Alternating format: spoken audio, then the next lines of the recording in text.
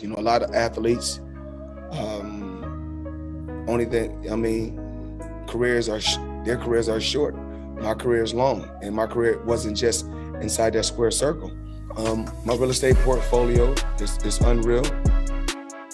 If you see a lot of fighters, they can barely walk, they can barely talk, but still, you know, Floyd Mayweather has made smart moves, surrounded himself with a smart team, and I'm still making hundreds of millions.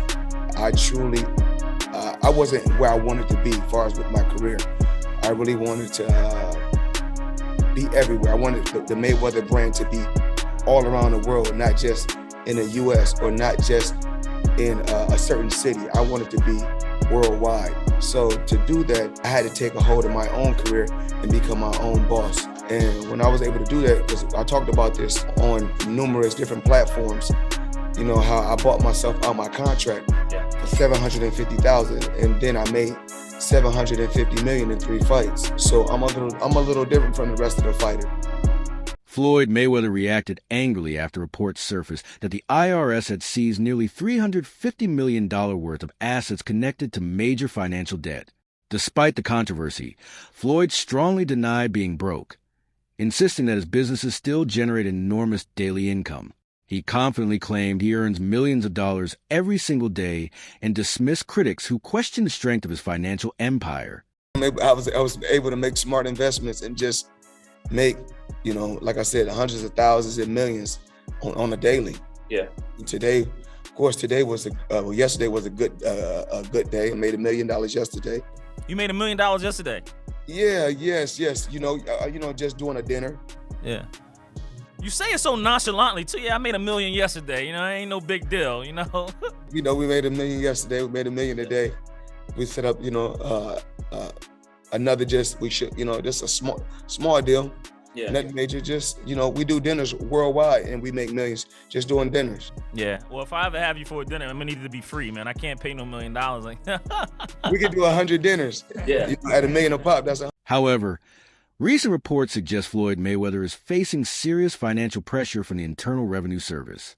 According to multiple sources, the IRS filed a tax lien against him for approximately $7.3 million in unpaid taxes connected to several years. Ring magazine also reported on X that Floyd's planned exhibition fights against kickboxer Mike Zambides and boxing legend Mike Tyson could be affected after the IRS warned him about the possible revocation of his passport over unresolved tax debt exceeding $7.25 million. The situation has sparked growing concerns regarding Floyd's true financial condition. Because he's in massive debt. Again, Floyd is going broke. I told you this over multiple videos. I'm following up here to say it again. Floyd is terrible with his money. He owes a lot of people a lot of money. And I'm willing to bet that the highly anticipated exhibition showdown between Mike Tyson and Floyd Mayweather Jr., which was initially expected to take place on April 25th, has reportedly been postponed. Organizers are now considering a later date because of ongoing uncertainty, scheduling problems, and complications surrounding the event. You guys remember the supposed Floyd Mayweather and Mike Tyson fight? Well, that's definitely not happening. At least that's what my prediction is going to be for this. It was supposed to happen 2 days ago in the fucking Congo. And we haven't heard a peep in about a month and a half. There's a big reason why, and it's another example of Floyd Mayweather being an absolute dumbass. It continues happening. I don't understand how, but Floyd has woven himself into a contractual boa constrictor and can't get out of it. And likely the only way out is to actually fight Manny Pacquiao. I know all of this sounds crazy, but I'll explain how Floyd Mayweather has absolutely f***ed himself in big 2020. Mayweather's financial troubles with the IRS are not entirely new. Back in 2017, Floyd attracted major attention after requesting a delay on a large tax payment connected to 2015 earnings until after his mega fight with Conor McGregor. At the time, he claimed that although he possessed significant wealth, he lacked enough immediate cash liquidity to settle the payment instantly despite earning hundreds of millions throughout his career.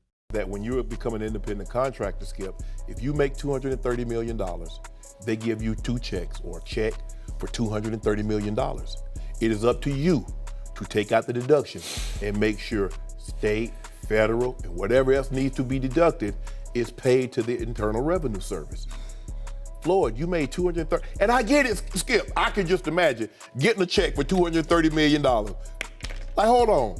I ain't see I, R, or S in that ring taking no blows. And I'm supposed to send them, yep, you're supposed to send them their cut. That's the way it works. And what you owe them about half of that. Yeah. Right. Well, he's in Nevada, so which is no state tax. So basically, all you have to do is give them their 33%. Yeah.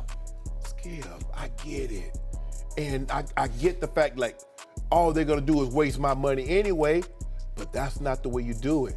That is not a. Boxing legend Roy Jones Jr. has openly stated that Floyd Mayweather often prioritized financial success over building a deeper boxing legacy. Jones even pointed out that Floyd himself admitted choosing money over legacy at certain points in his career, reinforcing the belief that business and profit frequently came before historical greatness in many of his decisions. Saw other greats. Joe Louis had this problem. He did. Sugar Ray Robinson had to come out of retirement in 55 to settle a debt with the IRS, and even Mike Tyson. But what's so disappointing with me, Skip? Floyd Mayweather has gone through this before. What is it that you don't get? And I'm even more disappointed because you're on Instagram and on Twitter flaunting your opulence. You got bales and bales of money. You might have 30, 40 racks up in front of you. You got Bugattis and Enzo Ferraris and private jets and yacht, and you big balling. And you won't cut these people their money? Now, Skip, I believe that he would have taken this fight anyway. It's hard to turn down $200, $300 million. Throughout boxing history, many legendary fighters have returned to the ring later in life because of financial struggles and unpaid debts. Now, critics believe Floyd Mayweather Jr. may be following a similar path.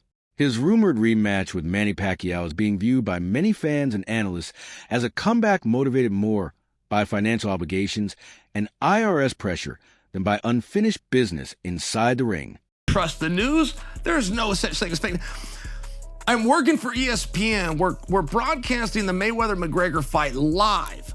And to this day, they will tell you that's a record. That's the biggest fight ever. That thing was sold out. That place was, people were dressed up as empty seats. And I mean thousands of people. No. I bought my mother's ticket that day.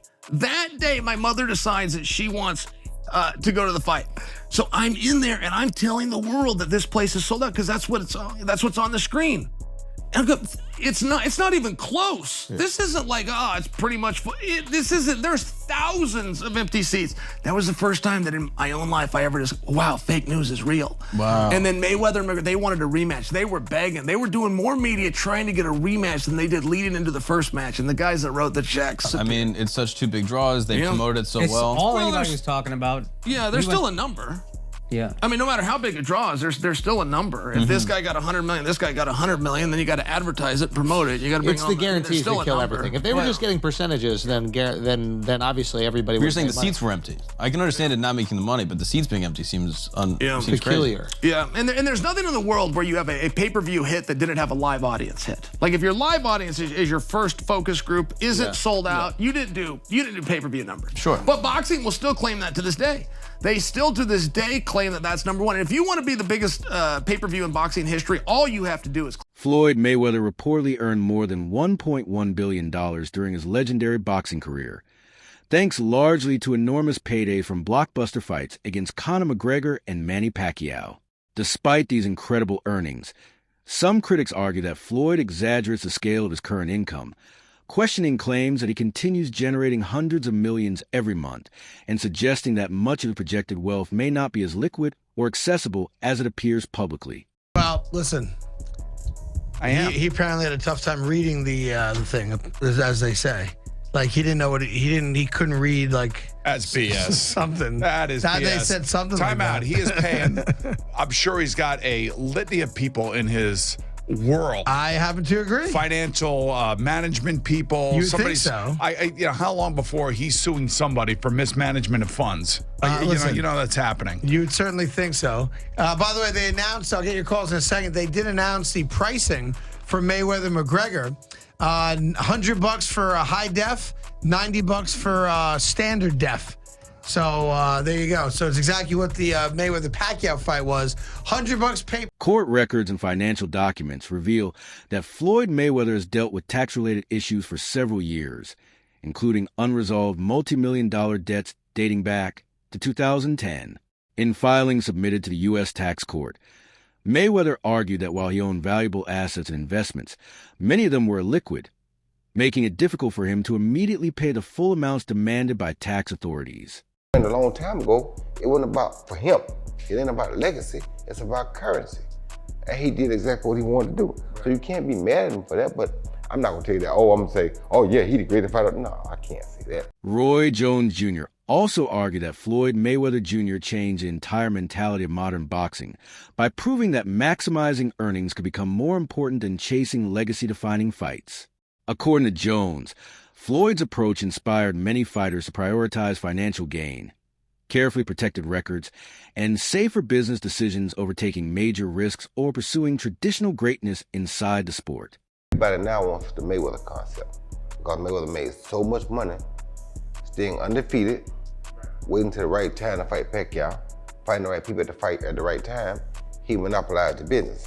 But the problem was, it only made him money and the people he was fighting. It didn't make money for the whole sport. So what he did himself a great job, but it hurt the sport because not everybody wants to fight, stay undefeated. You understand me? Me, it's like when two guys get here, they gotta meet. No, wait. They was here 5 years ago. They should have met.